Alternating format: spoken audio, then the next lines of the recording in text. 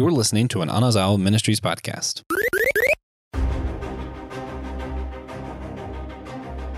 When there is a gap or void in leadership, when leadership is missing, what is a healthy way to fill that void? Who's going to step up and take the leadership position? King, queen, president, committee chair, council president, pastor, editor of Systematic Geekology. Those are burning questions that people are asking, especially in coming to the movie that we're going to hype up right now. Hello, friends. Welcome to Systematic Geekology. I am your host, Will Rose.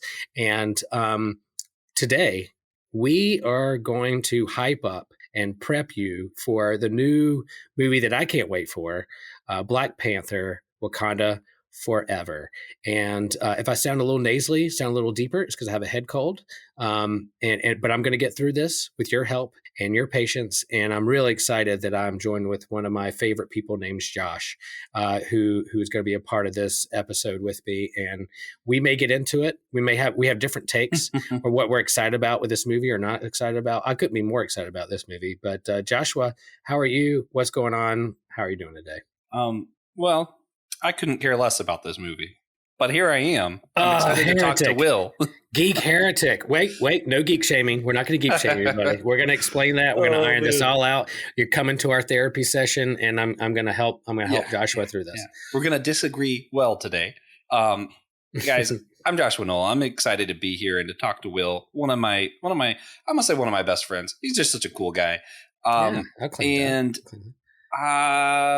I been geeking out on lately? I don't know. I'm the co-host of Whole Church Podcast. I've also been geeking out on pollen and allergies with Will. Oh, man. Yeah, it's been fun really getting into that, I guess. Yeah, well, I'll share. I'm geeking out. Like I've done a couple of these Halloween episodes with Joe and a few others, and I was like, what scary movie or what am I gonna watch on Halloween or leading up to Halloween? And I've heard Joe talk about how much he loves Wes Craven, and so like I pulled up like Wes Craven movies, and I found one that I wanted to watch on Halloween, and it's the original 1980s version of Swamp Thing. Wes Craven's Swamp Thing. And if you haven't seen it, oh man, it's so bad. It's good. We all going to do an episode about that soon? I hope we can, because it is so bad. It's good. And I remember seeing it when I was a kid on HBO or whatever. And it's not necessarily a kid's movie, but yeah, it's wacky. It's nutty. And I can't wait to talk about it. It's a DC character and Wes Craven, and they put all that together, put it in some like swampy mix, and, we'll see what we get out. But it was fun. That was fun to watch. I figured out what I've actually been geeking out on. It's the same thing I geek out on every November. It's just something that you don't typically associate with the word geek. But it's turkey and Thanksgiving. Oh, man. I've been looking up all the different ways some of my favorite people have been preparing their turkeys this year, looking up different techniques and stuff that I can use for that. And I'm like, trying to figure out how I want to portion my turkey, how many turkeys I want to make this year. Last year, I think I ended up making 4. Something I do this year. You made 4 turkeys. God, I know. So great. I know. As much as Joe loves Halloween, as much as I love summer for surfing, Joshua loves November and loves Thanksgiving. It's his favorite holiday. And it is pretty funny. Like, you had the big build up to October 31st, All Hallows Eve, and then it's over in a night, and then they just sweep off all these candies, and then they try to put as much Christmas stuff on the shelf.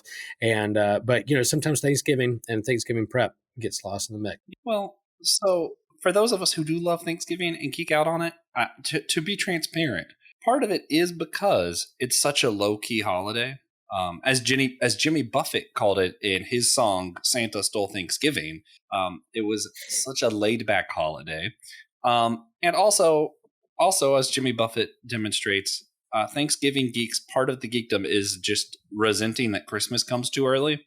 I try to avoid that, but it just seemed to be a thing with those of us who love Thanksgiving. There you go. Well, it is November, and November is a big month for food, but I also say geeks and those who geek out on the MCU. We have a pretty daggone big movie dropping pretty soon, and I already have my tickets for it. And the trailer, when it dropped, I watched it maybe 20 times in a row because of the music and because of the beats, and I cried maybe 3 or 4 times. And the second trailer came out, and I teared up at that one too. And so I'm really excited about this movie. We're talking about Black Panther, Wakanda Forever, Black Panther 2. And the question was, he was such a big hit and a fan favorite when he debuted in Captain America: Civil War. Then he got his own movie, The Black Panther. Chadwick Boseman knocked it out of the park in terms of that character, and then we had like the surprise death in August of 2020. If 2020 couldn't gotten any worse, he kept it really close to his chest that he had colon cancer. And so when he did die, it was a surprise to big fans everywhere, and the fans of his work and also fans of what he did with Black Panther. So the question was like, man, how in the world are they going to keep this franchise going? How are they going to do another Black Panther movie? It was such a big success. It was such a fan favorite. What are they going to do next? But we've done our best to get through COVID tide and everything that went and happened in 2020. And Marvel is in a new phase, and they have the Disney Plus streaming service and shows and things that kind of fill in gaps. Well, now we have this movie, Wakanda Forever, and I'm curious how they're going to tell this story without him. And I think just kind of thinking about it a little bit, Black Panther resonated so much with people of Black and brown skin who resonate with African descent, heritage, and it was kind of the rise of the Black superhero. There was something there that really resonated with the Black community. And again, Joshua and I are two white guys talking about this, but there's a friend of mine who's a member of our congregation who's a huge geek, and he's a Black professor and a big geek, and he loved that movie so much. We went and saw it together, and he loved it. And then when Chadwick died, I remember Louis putting on Twitter kind of his grief tweet was like, man, why can't us Black people have nice things? And I was like, oh man, it just sunk into my soul, like something was just kind of stolen from them. And so this rise of the Black superhero and trying to be more diverse on our superhero teams. With this movie, I think we're going to have the rise of the Black female superhero. We asked that question at the beginning: who's going to fill this gap in leadership? Who's going to fill in the gap of who's going to be the next Black Panther? Who's going to fill that role in leadership? And we see a grieving queen. We have a grieving sister. We have other characters that are going to come into play. So I'm really curious how they're going to tell this story. And that trailer got me.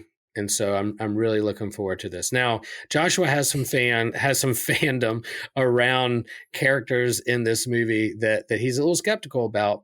So we'll hear about that, and then we'll respond to that. So Joshua, how are you feeling after all the buildup from the last movie and what has happened since then to now? You said you couldn't care. Is it part of a grief? Is it part of like you're disassociating from it because you're scared you're going to get hurt? What's going on here? I'm trying to psychoanalyze what's going on with you. Man, you said so much that I want to respond to, but a short answer to your question first is that first trailer dropped, and I realized I've never been more bored during a Marvel trailer. I was like, this is just so uninteresting. Wow. Which is the exact opposite reaction that everybody else had. But, I'm Josh with the wrong opinions. That's right. Yep. I'm going to just let you express yourself without me. So to backtrack, to respond to all of the many things that Will has to say. Yeah. First, I just want to point out that Chadwick Boseman was one of the most impressive people you're going to ever read about. This dude had cancer while he was filming these things, did a lot of these stunts himself. Have you seen the things that Black Panther did in these movies? Like, dear God, that man was impressive. If he didn't have cancer, I would have been just in awe of some of what he did. Doing that with colon cancer? Wow. What an impressive human. Also, I want to backtrack too. He gave me the ultimate bragging rights over my brother, which is the greatest gift anyone's ever given me. When the movie 42 came out, about was it Jack Robinson, the baseball player? Yeah. Is that okay? Mm-hmm. Yep, absolutely. We watched that movie in theaters. Phenomenal movie. And I'm watching this. I looked at this guy playing this character, and I looked at my brother and went, that man is going to be Black Panther one day. And my brother looked me in the face and said, and I wrote it down for him. He said, they will never make a Black Panther movie, Josh. Stop. Ooh. And then not only did they make the movie, they chose the guy that I chose for them. You called it. And I was like, yeah. What now, Matt? So, Matt, if you're listening, I was still right. Brag. I just get to do that forever now. Thank you, Mr. Bozeman. Well, I can't wait for this next movie to be really, really good and be one of the best movies of all time. And then I'll brag to Joshua and I'll say, look, eat your words. This is a fantastic movie. So, okay. So all that being said, yeah, the trailers didn't impress me. I don't even know if I watched the second trailer. I was like, whatever. I watched the most recent trailer. Has there been more than 2? I think there's been a few. Yeah. Okay. So I've seen the newest one and I saw the first one. I don't know about the ones in between. I have a lot of thoughts.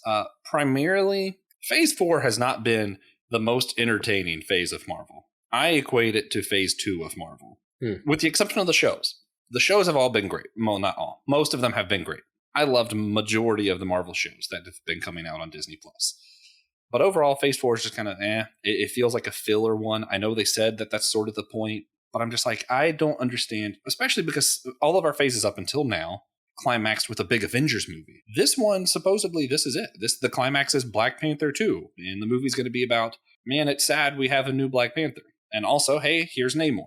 And I'm like, I don't see how that is a universal, like, for the universe, how that is a climax for the end of Phase 4.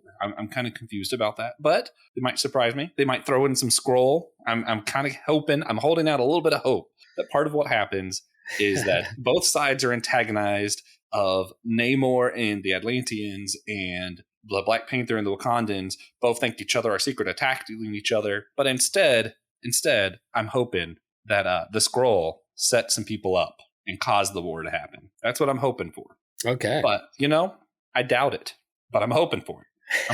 We know the Secret War is coming up. We know Skrull exists in the universe. It's possible. Well, Joshua and I did a comic book catch up recently, and you can go over to Patreon and listen to that. And we kind of went off on the end about some of our hopes for that. Was pretty fun, and we'll talk a little bit about that there. Yeah. But I'm with you. I do think Phase 4 is hard. I mean, I think Infinity War and Endgame stuck the landing for 10 years of movies and build up and continuity. It's really hard after that to like really like what's next. Try to find your legs again. And I think, and then you have COVID, and then you have like separation and distancing and societal breakdowns when it comes to politics and a worldwide pandemic. So I'm not going to blame it all on that. I think there's a little bit of loss of directions and that kind of stuff. So I'm with you. There's parts of Phase 4 I was disappointed with because there wasn't that connective tissues of building up to something coming. I'm really hoping that Black Panther, Wakanda Forever, it will begin to like, maybe it's going to be just a standalone on its own and that'll be fine. But I'm hoping there's some connecting tissues that's going to lead into the next phase and maybe widen the universe a little more, connect a little bit since they've had a little bit more time to work on it. Well, see, here's part of my problem with blaming the pandemic, right? They used it to their advantage in the greatest of the MCU TV shows. You look at Falcon and the Winter Soldier, my favorite personally. I know it's not everybody's favorite. A lot of people say WandaVision's the best. Whatever, we can disagree. But they used it to their advantage because that whole show is about what happens when society breaks down, and that's part of what made that show so cool is that it was relatable. You were like, oh yeah, this is what it's like when we're suddenly thrown back into reality and none of us know how to do it. Yeah, I think they could have done that because of how Endgame ended. They could have done that with all of the movies and made it extremely relatable for those of us coming out of the pandemic. And instead, it's almost like they're kind of trying to brush it off and move on. And it's like, that's not something we can move on from that easily. Yeah. And I think with this movie coming up, they're going to have to address that, Chadwick not being a part of the movie, the Black Panther that was a part of Civil War and Infinity War and Endgame had such a major role in those things. Yeah, that T'Challa is no longer with us, and so who does feel that void? And I think the beginning of the movie is going to address. There'll be a funeral.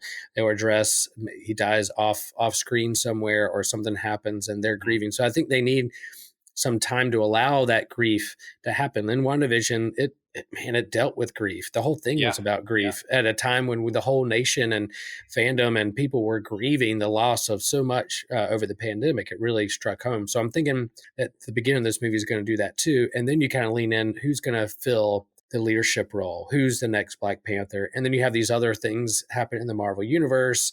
Black Ops. You have again a precious commodity and that Wakanda has, and then you have these other nations trying to see who's going to be top dog. Like all those things, I'm there for it and ready to see. And so I'm going to go in. I'm going to try to be a TJ and let my expectations go. I know what I'd like to see and some connecting tissues, but if they don't do it, they don't do it. Now I know you've had some problems with Namor, the Submariner, is a part of this thing. But before I know you've had. It's not exactly like the Marvel comics. I mean, we can go into his character a little bit, but before we get there, what are you thinking, Josh? Yeah. I want to talk some about this leadership thing you mentioned. Yeah, because it's not only going to be T'Challa who passed away and who's going to fill Black Panther. We're also seeing Iron Man passed away and who's going to be filling in for Iron Man. We're going to be introduced to the Ironheart character. And that's one of those things that they're not showing a ton of in the commercials, that just like, I got to say, bragging rights again, I called America Chavez was going to be a bigger part of Doctor Strange 2 than anybody thought. I'm thinking the same thing's going to happen here with Ironheart. She's going to be a little bit bigger part than people think she's going to be. And it's going to show some of this parallel of how do we fill in these holes? And you're going to have both of those characters trying to fill some huge shoes that they can't fill in. Also, just to kind of do some of the backdrop stuff, a lot of people were trying to figure out who's going to be the next Black Panther after T'Challa before the trailer dropped. And a lot of people basically just said, whatever it is, we hope it's not Shuri. We hope it's not Letitia Wright. And that's who we got. And the reason for that, I actually think is sort of valid personally. She plays a super science character and went around the actress being anti-vax. Yeah, exactly. We're not going to get political or anything like that, but to the scientific community, it's kind of offensive to have someone claiming to be a science who's kind of anti-science. Yeah, that's a good point.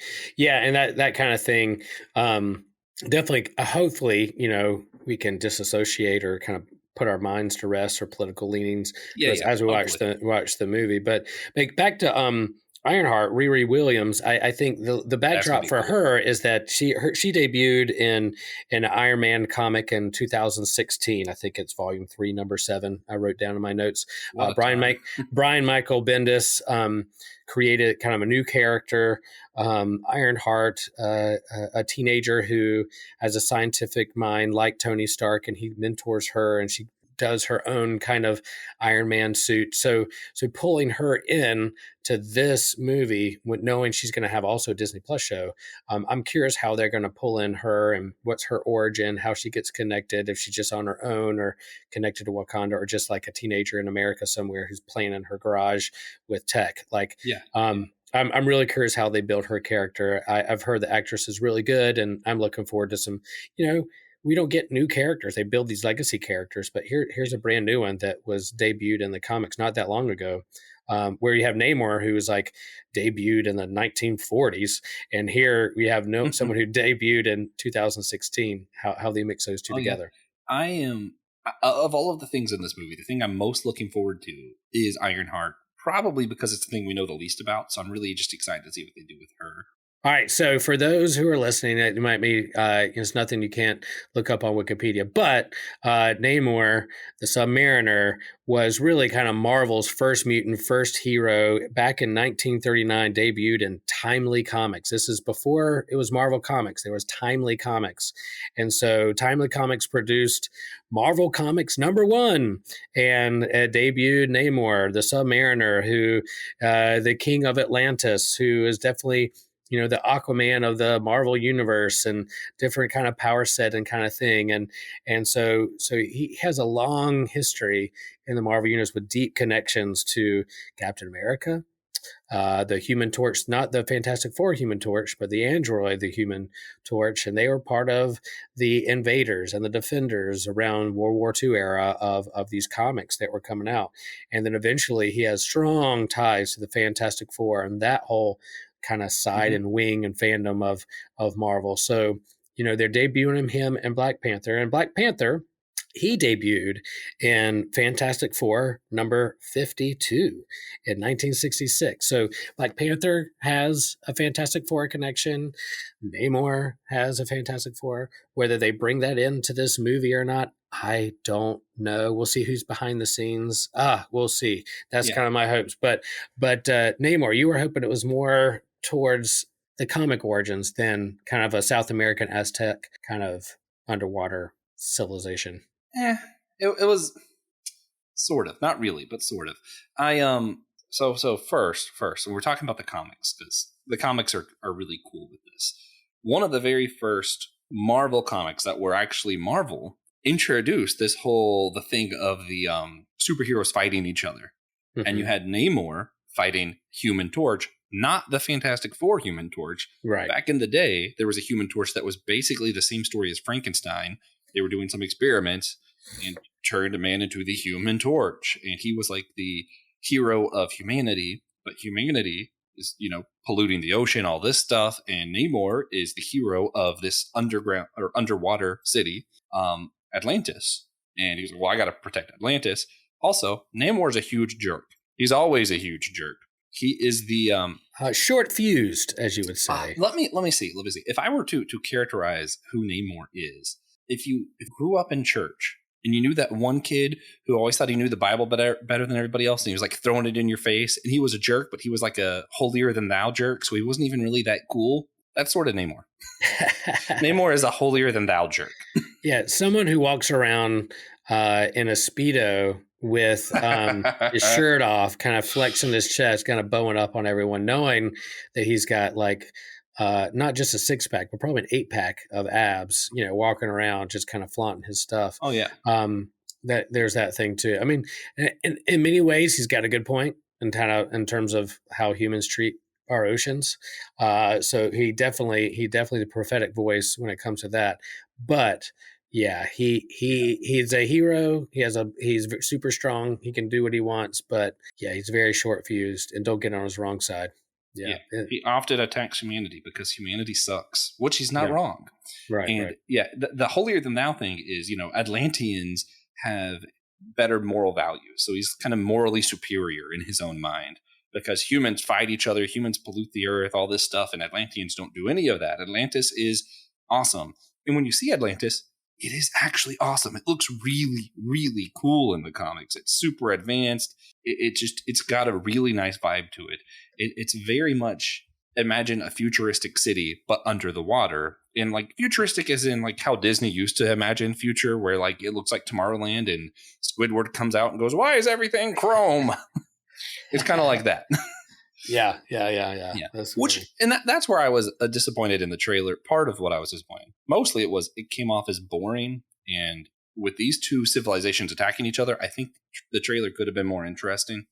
But also, it's just Atlantis is supposed to look a lot cooler, and it's supposed to seem a lot more advanced. In this trailer, it was just sort of flexing, it is Aztecan. I'm like, okay, well, that's cool. Let it be Aztecan, but also let it still look futuristic and cool and not just Aztecan. Like, it can be more than that. Wakanda, they did more than that.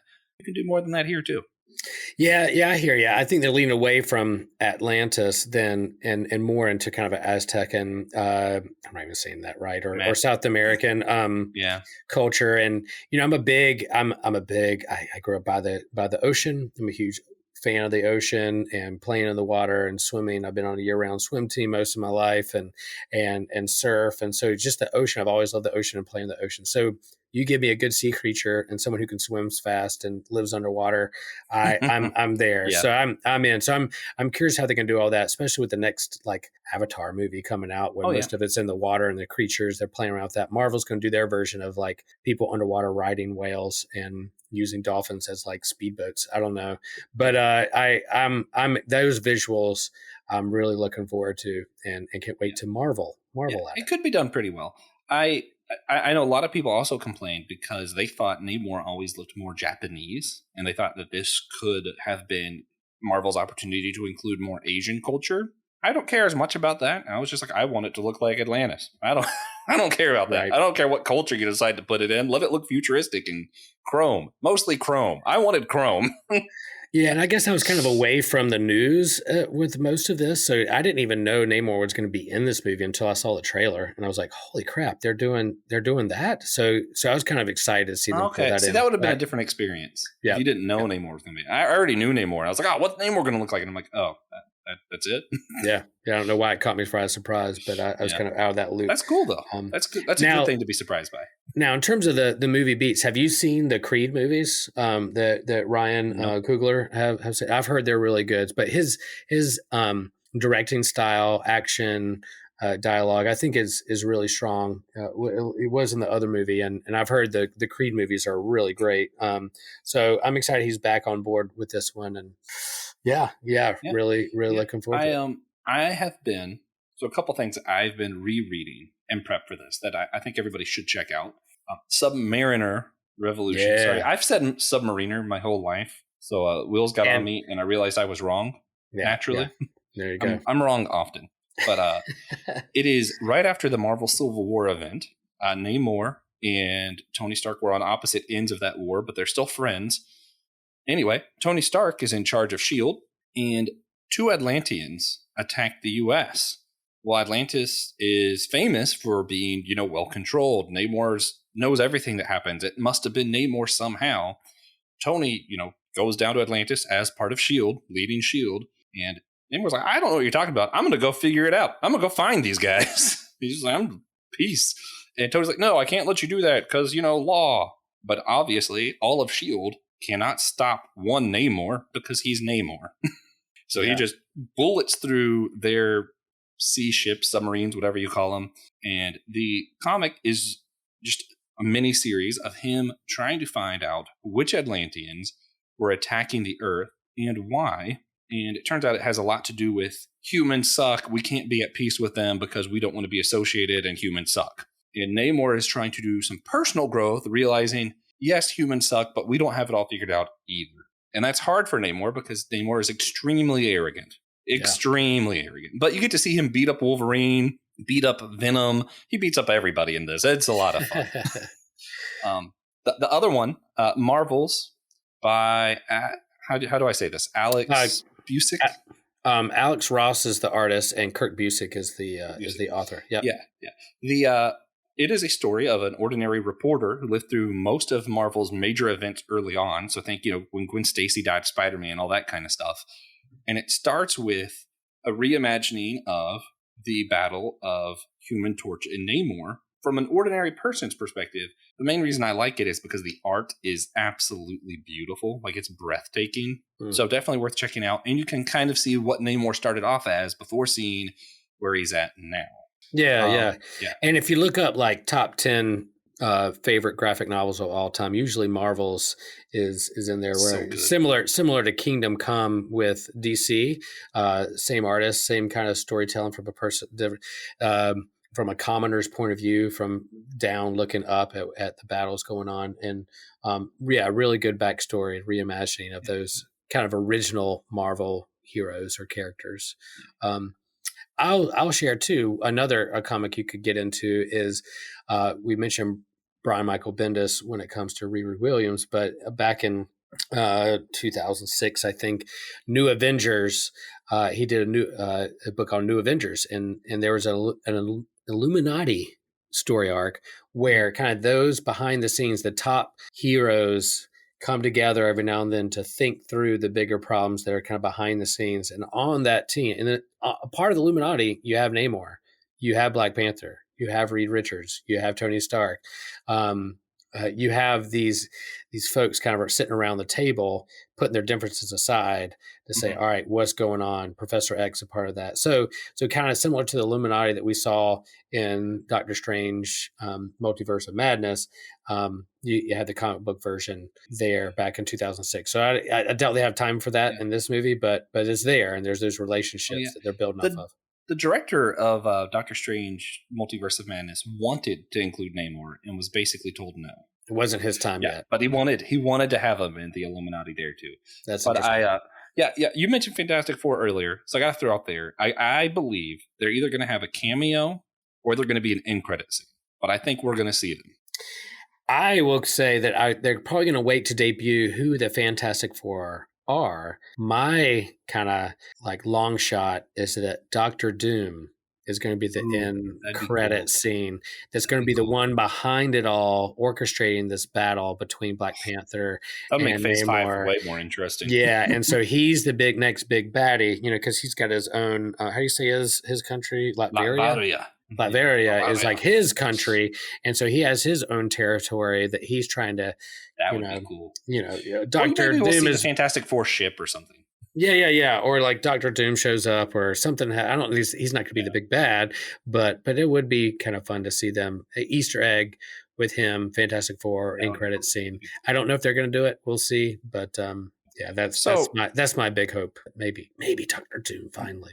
we like to think deeper on this show, and we're going to wrap up here in a little bit, but I wanted to throw out something since we were talking about the secession of leadership, and one of my favorite world religion studies when I was in college was seeing how almost all world religions there is a someone who led, someone who was kind of at the start of it.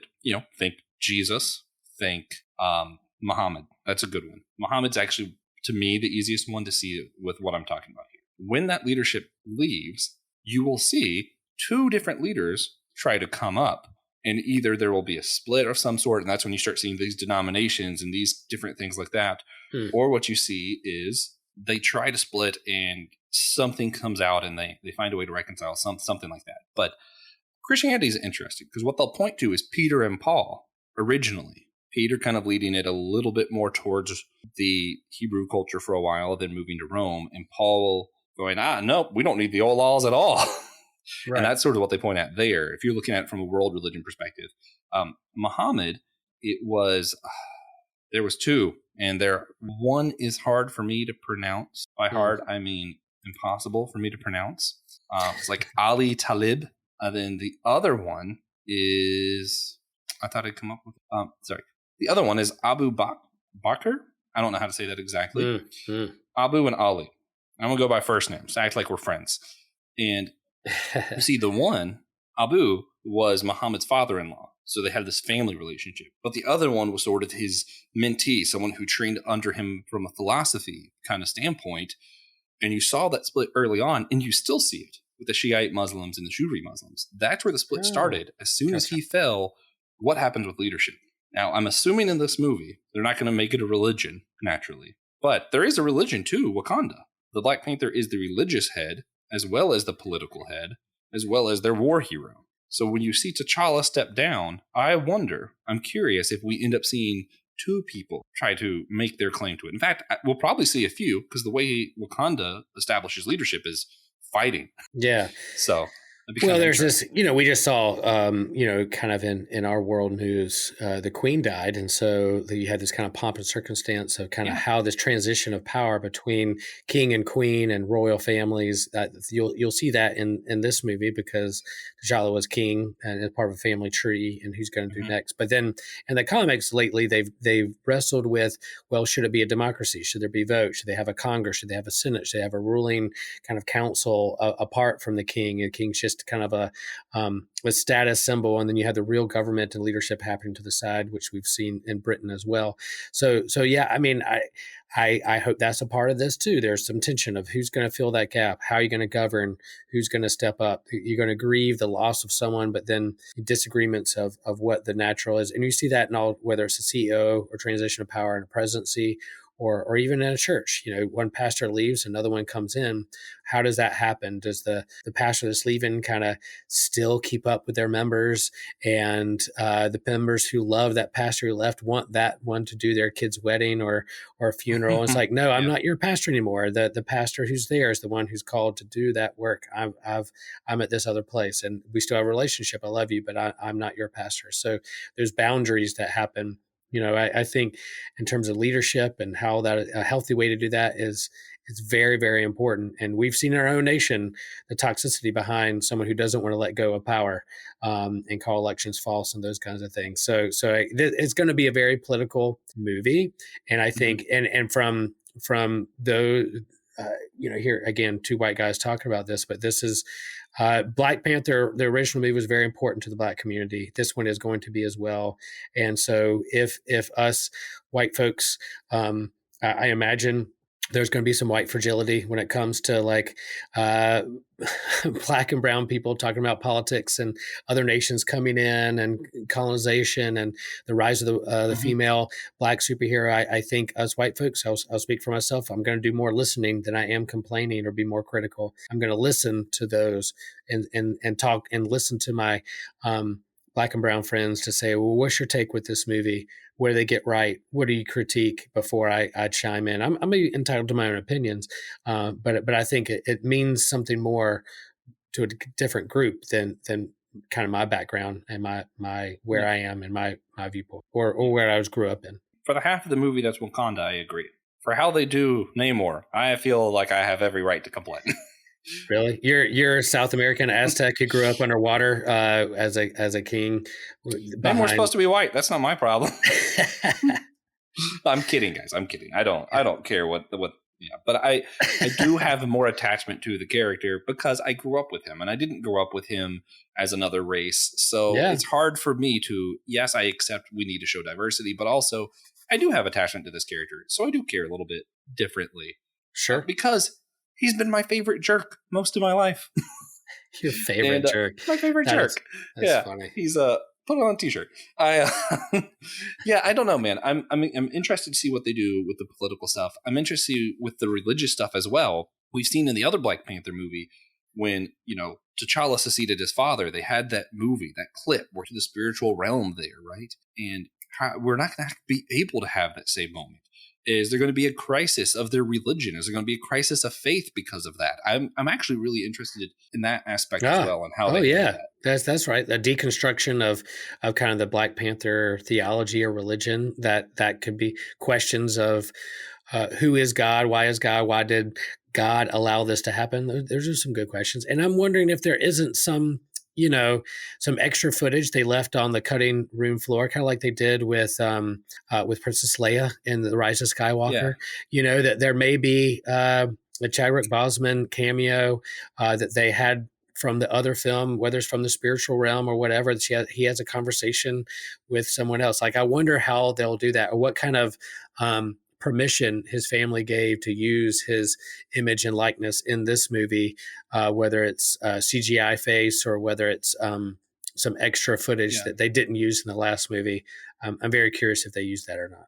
Yeah, I mean, I could see it either being where we still have some footage or some of his, audio clips or something, and that being used in a really powerful way. That's not just spiritual in the movie in this made up religion, but also might be spiritual for those of us who do feel like something's missing in the world because this man who meant a lot to a lot of people has moved on. Yeah, and I could see that. I could also see us relating to Shuri, where she is struggling with, she's supposed to be able to hear her brother and see her brother. And if they don't use any of that, I feel like it would be a huge crisis of faith. Okay, well, now that I'm Black Panther, I'll get to see him again. And then you don't. Yeah. That'll be tough. And that would be tough for the listeners, the people following the movie as well, who care about these characters. Again, that tension between spirituality and science and tech, it's both there in this culture. And I can't wait to see how they handle that and what questions will arise out of it. Man, good stuff. Good discussion. Oh yeah. And I mean, as Christians, we wrestle with it too, right? We don't have this thing of my grandparents who went before me are, like my gods or anything. But, we struggle with this idea of, are they in the ground waiting for the Lord to come and then they'll rise? Or are they up above looking down at me? Can I pray and then, hear me as I pray to God and be like, hey, let my grandmother know I'm thinking about her. I mean, if I go to her gravesite, am I able to commune in some way? Or am I just left waiting to one day I'll see her again? Or maybe not even that. Jesus talks about how, we'll all be one. It doesn't matter who you were married to. So will I even, will it even matter that she's my grandmother when I get there? And there's a lot, even as Christians, where we don't know those who went before us, how to relate to them well. And, we do our best. We're recording this on All Souls Day. I'm going to be lighting a candle at 7:00 and just thinking about my grandmother. I don't think I can communicate with her, my personal belief, but I'm going to be thinking about her. And my grandfather passed away this year too. So I'll be thinking about them, but I don't know. It's a hard thing to wrestle with, even as Christians who don't, view your people before you as gods. Yeah, that's a good reflection. We're recording this the day after All Saints Day on November 1st, and today's All Souls Day, November 2nd. But Yeah, within the Nicene Creed and the Apostles' Creed that my church confesses and professes every Sunday during worship, there's a line there towards the end in that third article. It says, "I believe in the communion of saints," and that communion, that not only am I communing with God, entangled with God, and communing with Christ at the Lord's Supper, and in my daily faith, but also I'm connected with those who've gone before me and those who will come after me. There's just communion of saints, that we're all uh, entangled with one another, that our stories are entangled with one another, and that gives me hope that I'm not alone in this journey of faith, a journey of life, a journey of doubt, and all the ups and downs that comes with it. That I am intimately connected to those who've been before me, those saints that I know about and those who I don't know. Um, Yeah.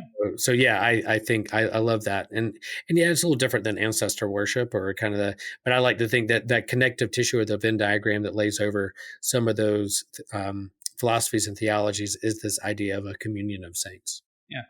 And as growing up Pentecostal and stuff, we still had the Nicene Creed, but we didn't interpret it to mean that. So I'm just now hearing that that's what that means as Lutherans, Mm-hmm. and I'm more Lutheran now. So hey, I get to believe that. That's cool. There you go. There you go. But regardless of where you believe they are, and if you believe they can hear you or anything like that, I do think there's a lot of truth in wherever my grandparents are, for example. That's just making it personal for me.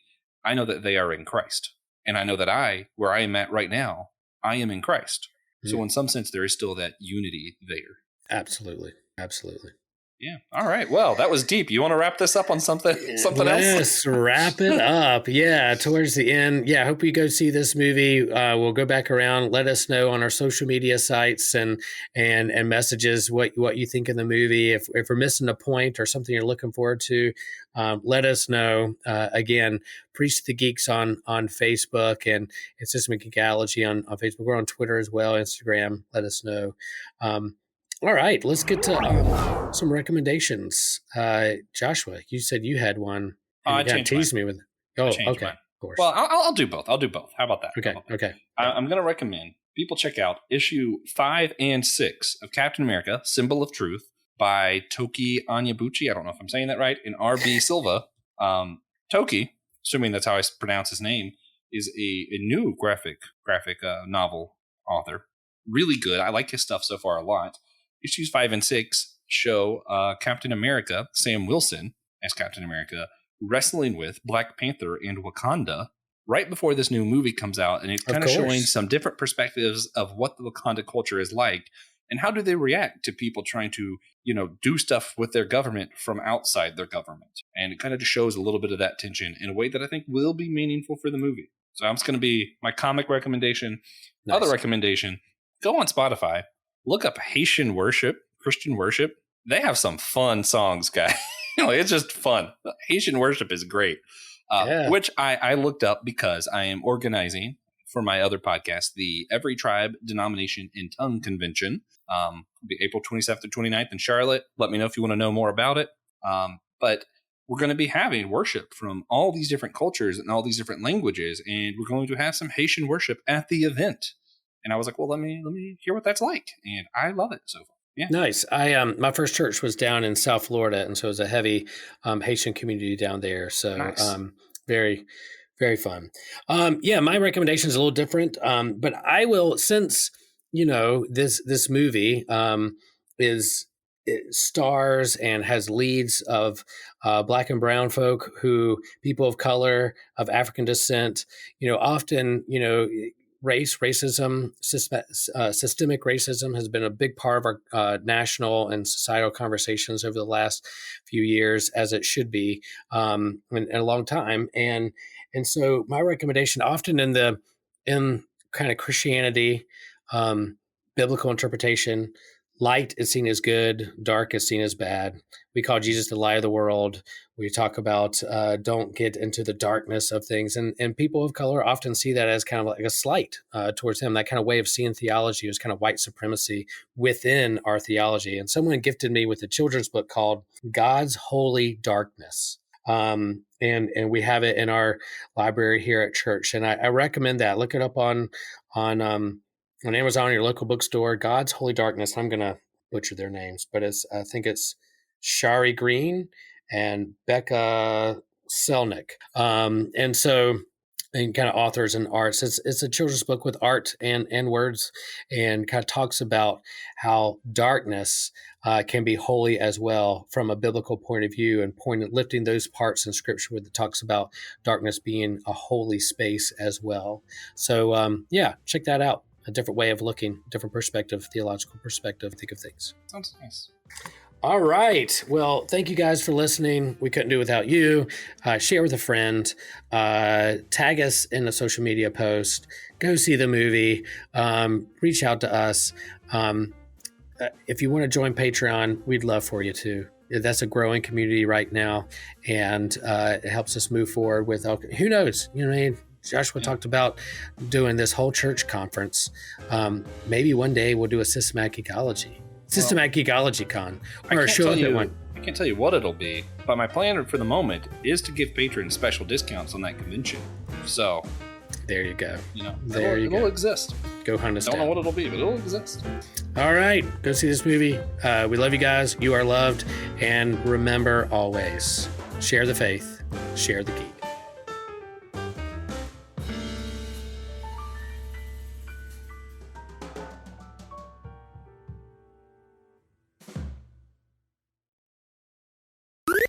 This was an Anazao Ministries podcast. If you enjoyed this show and would like to learn more about our network, be sure to check out the Anazao Ministries podcast network.